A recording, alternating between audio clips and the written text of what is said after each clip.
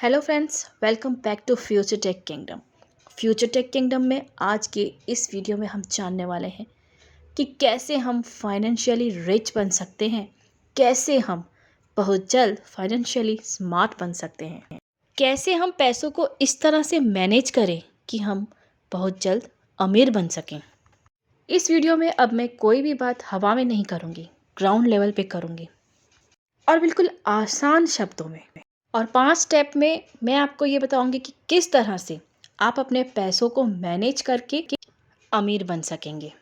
तो बात करते हैं उन 5 स्टेप्स की जिनको अपनाकर आप भी मनी माइंडेड बन सकते हैं। तो स्टेप नंबर 1 है स्टार्ट अर्निंग। पैसा कमाना शुरू करें। अब ये ऑब्वियस सी बात है कि फाइनेंशियली स्ट्रांग बनने के लिए सबसे पहले तो आपको पैसा कमाना पड़ेगा। आपके पास पैसा होना चाहिए, तभी तो आप फाइनेंशियली स्ट्रांग बन पाओगे। आपके पास कोई जॉब है या नहीं है, दोनों ही तरीकों में आपके पास उतने पैसे होते हैं जितने पैसों से आप अपने फाइनेंशियल जर्नी को आगे बढ़ा सकते हो। अगर आप अच्छे खासे पैसे कमाते हो तो आपके लिए हो सकता है कि काम थोड़ा आसान हो, और अगर आप स्टूडेंट हो, काम धंधा नहीं करते हो, तो फिर अपने पॉकेट खर्चे के लिए जितना पैसा आता है ना, उससे आप हैबिट बिल्डिंग के लिए प्रैक्टिस कर सकते हैं। इससे क्या होगा, जिस दिन आपके पास पैसा आएगा आपको पता रहेगा कि अब उन पैसों का क्या करना है। अगर आपने कम पैसों में अच्छा खासा मैनेज कर लिया ना, तो जाहिर सी बात है कि ज़्यादा पैसा होने पर आप और भी अच्छे से पैसों को मैनेज कर पाओगे। अब पैसा कमाने के तरीके बहुत हैं, तरीकों की बात तो हम किसी और वीडियो में करेंगे। इस वीडियो को एक मोटिव तौर पे केवल इसी लेवल पर रखते हैं कि हम फाइनेंशियली स्मार्ट कैसे बने। स्टेप नंबर 2, अपने कर्जे चुका दो। अमीर बनने के बाद पैसा कमाने के अलावा अगर और कोई बात या और कोई स्टेप आता है ना, तो वो ये है कि जितनी भी उधारी आपने ले रखी है उसको चुकाया जाए। जितना भी लोन आपने ले रखा है उसको चुकाया जाए। दोस्तों, कुछ इमरजेंसी केसेस को छोड़कर अगर आप डे टू डे लाइफ में किसी और से उधार लेते हो ना, या किसी और पे डिपेंड रहते हो, तो इट मीन्स कि कहीं ना कहीं आपका मैनेजमेंट कमज़ोर है। या तो आपको इतना कमाना चाहिए कि आप अपने खर्चे और शौक को खुद पूरा कर सको, या फिर आपको उतना ही खर्च करना चाहिए जितने आप कमाने के लायक हो। और बिलीव मी, आप कितना कमाने के लायक हो ये केवल आपकी मेहनत और आपकी सोच पर ही डिपेंड करती है। अगर आपने कोई लोन लिया है तो उसकी ईएमआई कभी भी बाउंस मत कीजिए, क्योंकि आगे पेनल्टी आपको ही भरनी पड़ेगी। और अगर आगे लोन लेने का विचार बन रहा है ना, तो अच्छे से सोचिए कि फ़ायदे वाली चीज़ खरीद रहे हो या फिर पैसा गड्ढे में डाल रहे हो। अगर क्रेडिट कार्ड यूज़ करते हो ना, तो उसको रीपे करने में कभी भी डिले मत कीजिए, क्योंकि बहुत बुरा फाइन मारा जाएगा। मेरे हिसाब से अगर आप बिना क्रेडिट कार्ड के अपने खर्चे मैनेज कर सकते हो ना, तो क्रेडिट कार्ड तो बनवाओ ही ना। अदरवाइज आप पैसा भी कम कमा रहे हो और क्रेडिट कार्ड भी ले रखे हो। ये तो एक तरह से दो धारी तलवार ही है। अब फाइनेंशियली स्मार्ट बनने के लिए इस वीडियो का तीसरा स्टेप है कि सेट अ फाइनेंशियल गोल। आपके दिमाग में एक फाइनेंशियल गोल होना चाहिए। फाइनेंशियली स्ट्रांग बनने के लिए अगर सबसे ज़्यादा कुछ ज़रूरी है ना, तो वो है कि आपके पास एक टारगेट होना चाहिए कि आपके पास में कितना पैसा होना चाहिए और आपको इतना पैसा क्यों चाहिए, और सबसे ज़रूरी इतना पैसा आपको कब तक चाहिए। हमेशा लॉन्ग टर्म वाले प्लान ज़्यादा सक्सेसफुल होते हैं। फॉर एग्ज़ाम्पल, आपकी उम्र अगर आज 20 साल है और आप चाहते हैं कि जब आप 30 साल के हो तो आपके पास में एक शानदार एसयूवी कार होनी चाहिए और एक अच्छा सा मकान होना चाहिए। और सपोज करो आपको इनके लिए 1 करोड़ रुपया चाहिए, तो आपका गोल हुआ कि आपको 10 साल में 1 करोड़ रुपए कमाना है। ये जस्ट एक एग्जाम्पल है, क्योंकि सबकी ज़रूरतें अलग अलग हैं, सबके खर्चे अलग अलग हैं, सबके कमिटमेंट्स अलग अलग होते हैं। जब भी हम फाइनेंशियली स्ट्रांग होने की बात करते हैं ना, तो हम ये देखते हैं कि हम इतना कमा सकते हैं कि हम अपनी सभी ज़रूरतें अच्छे से पूरी कर सकें, और अपनी ज़रूरतें पूरी करके अपने पास एक गुड अमाउंट ऑफ मनी रखना चाहिए। अगर आपका ड्रीम है कि आपके पास 10 करोड़ रुपए प्लस गाड़ी, बंगला, ज़मीन, इतना सब, मतलब ये सब होनी चाहिए अगले 10 साल के अंदर, तो ये आपका एक फाइनेंशियली टारगेट हो गया। यानी कि आपका टारगेट है कि 10 साल जब ख़त्म होंगे तो आपके पास में 10 करोड़ रुपए होने चाहिए। अब इस टारगेट को सेट करने के बाद में जो भी आप प्लानिंग करोगे, वो केवल और केवल इस बात के लिए ही करोगे कि आप इस टारगेट को कैसे अचीव करो। आपका पूरा ध्यान केवल इसी बात में होना चाहिए कि जो काम या जो डिसीजन आप आज ले रहे हो ना, वो आपको लॉन्ग टर्म में या आपके डिसाइडेड टाइम फ्रेम में आपके टारगेट तक पहुंच पा रहा है या नहीं पहुंच पा रहा है। फाइनेंशियली स्मार्ट बनने का स्टेप नंबर 5 है 80-20% सेविंग रूल। अब ये 80-20% सेविंग रूल क्या है कि आप आज जितने भी पैसे कमा रहे हो ना, या आपके पास में खर्चे के लिए आ रहे हैं, यहाँ पर मैं एक बहुत ही सामान्य मिडिल क्लास पर्सन की बात करूँगी जो महीने के 30-40 हज़ार रुपये कमाता है। तो इस कंडीशन में आप अपनी ज़रूरतें पूरी करने के बाद में कम से कम 20% पैसा ज़रूर बचाएंगे। अक्सर होता क्या है कि लोग सबसे पहले अपने खर्चे निकालते हैं, खूब खर्च करते हैं, और फिर जो मंथ के लास्ट में बचा हुआ होता है ना, उसको सेविंग में डालते हैं। अब आपको ये सिस्टम को ज़रा सा चेंज करना है। अब लास्ट 5-6 महीने का ट्रिक देखो कि आपका मंथली एवरेज कितना खर्चा हो रहा है, मीन्स मंथली आप कितना खर्च कर रहे हो। इसके बाद ये देखो कि अगले 6 महीने में अगर आपके पास में जॉब नहीं हुआ या कोई भी कमाई का सोर्स नहीं हुआ, तो क्या आपके पास में इतना पैसा जमा है कि जिससे आप अपने मुश्किल दिनों को निकाल सको, कोई इमरजेंसी आए तो उसको डील कर सको। और इसके बाद में ये देखो कि आपका एवरेज खर्चा निकाल कर आप कितना पैसा बचा सकते हो।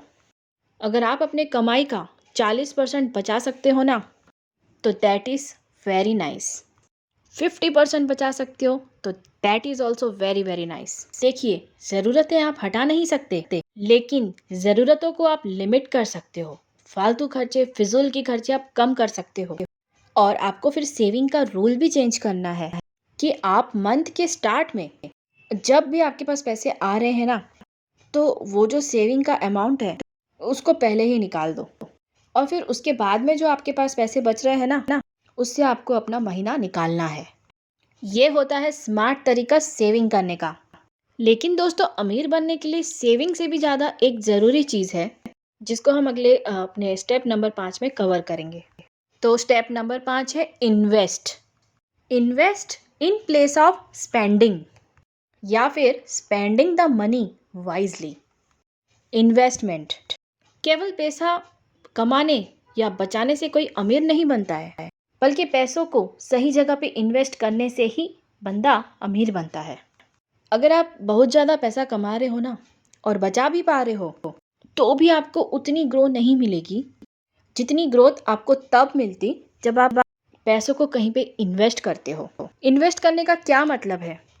पैसों को ऐसे जगह में लगाना जहाँ पर या जहाँ से आप और ज़्यादा पैसा कमा सको, पैसों को और ज़्यादा कई गुना बढ़ा सको। जितने अच्छे तरीके से आप इन्वेस्ट करोगे ना, उतना ज़्यादा आपको फ़ायदा होगा, लेकिन रिस्क भी उतना ही ज़्यादा होगा। कई लोग स्टॉक मार्केट में इन्वेस्ट करते हैं, कई लोग प्रॉपर्टी में इन्वेस्ट करते हैं, कई लोग क्रिप्टो में इन्वेस्ट करते हैं, कई लोग अपने न्यू बिजनेस में इन्वेस्ट करते हैं। डिपेंड करता है कि आपको कौन से फील्ड की कितनी जानकारी है, आपके पास कितना पैसा है इन्वेस्ट करने को, और आपका रिस्क प्रोफाइल क्या है, यानी कि आप कितना रिस्क उठा सकते हो। 1 रुपया कमाने के लिए आप कितने पैसे खोने को तैयार हो। इन्वेस्ट करने के लिए ऐसा नहीं है कि आपके पास में लाखों रुपए होने चाहिए या करोड़ों रुपए होने चाहिए। अगर आपके पास में 500-700 रुपए भी है ना, तो आप अपने लिए एक इन्वेस्टमेंट का तरीका ढूंढ सकते हैं। अब ये वीडियो कोई स्पॉन्सर्ड वीडियो तो है नहीं कि भाई मैं आपको बताऊं कि इस प्लेटफॉर्म में खर्चा करो या उस प्लेटफॉर्म में जाओ। बट हाँ, अगर आपको कुछ समझ में नहीं आ रहा है ना, तो आप कुछ पैसों को एफडी में डाल दीजिए और कुछ पैसों को एसआईपी में डाल दीजिए। अब बात करते हैं इस वीडियो के कंक्लूजन की। देखिए, हम लोगों में बहुत बड़ी ये भ्रांति है कि जितना ज़्यादा पसीना बहाओगे ना, उतना ज़्यादा पैसा कमाओगे।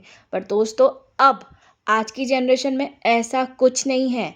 हाँ दोस्तों, अगर ऐसा होता ना, तो एक रिक्शा चलाने वाला भी आज मिलियनियर बन जाता। हाँ, तो सच्चाई यही है कि जितना ज़्यादा आप स्मार्टली काम करोगे, उतना ज़्यादा आप पैसे कमाओगे। क्योंकि दोस्तों, काम तो गधा भी करता है और काम शेर भी करता है, लेकिन शेर जंगल का राजा होता है। जितने कमाई के आप कमाई के जितने ज़्यादा आप साधन बढ़ाओगे ना, उतने ही पैसे कमाओगे। और जितने अच्छे इन्वेस्टमेंट करोगे उतने अच्छे आपको रिटर्न मिलेंगे। आज आपको ये मान के चलना पड़ेगा कि जितने पैसे आप छोटे मोटे यूजलेस खर्चों में लगा देते हैं, शायद उतने पैसे को ढंग से बचाकर इन्वेस्ट करने पर लॉन्ग टर्म पर आपकी किस्मत बदल सकती है, या फिर आज तक आपकी किस्मत बदल चुकी होती। तो वीडियो का सारांश ये है कि अमीर बनने का जो की पॉइंट है ना, वो ये है कि आप कमाई के मल्टीपल सोर्सेस को बनाओ और फिर उनसे जो पैसे का फ्लो बन रहा है उससे खूब सारा प्रॉफिट बनाओ।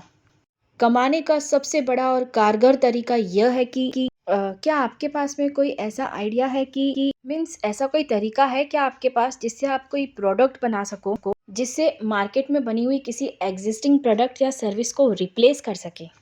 क्या आपके पास कोई ऐसा तरीका है जिससे आप बिना उस काम में फिजिकली इन्वॉल्व हुए पैसा कमा सको।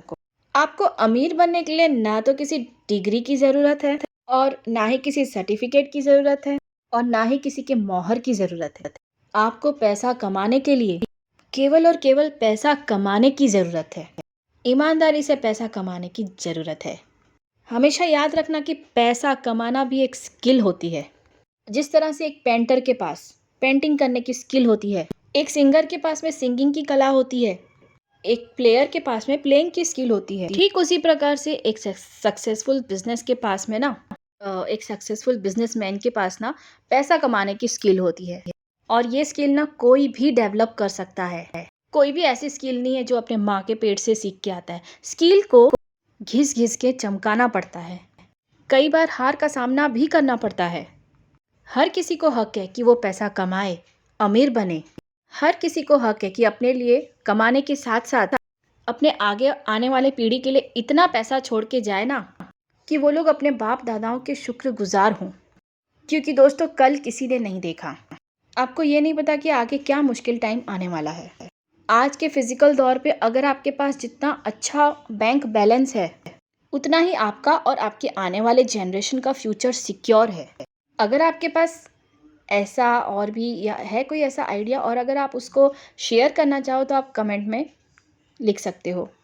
अपना ख्याल रखिए, आगे बढ़ते रहिए और जब कुछ करने के लायक बन जाओ ना, तो दूसरों की मदद भी ज़रूर कीजिए और कुछ बड़ा करके देश में नहीं बल्कि दुनिया में अपना और अपने देश का नाम कीजिए। जय हिंद, वंदे मातरम।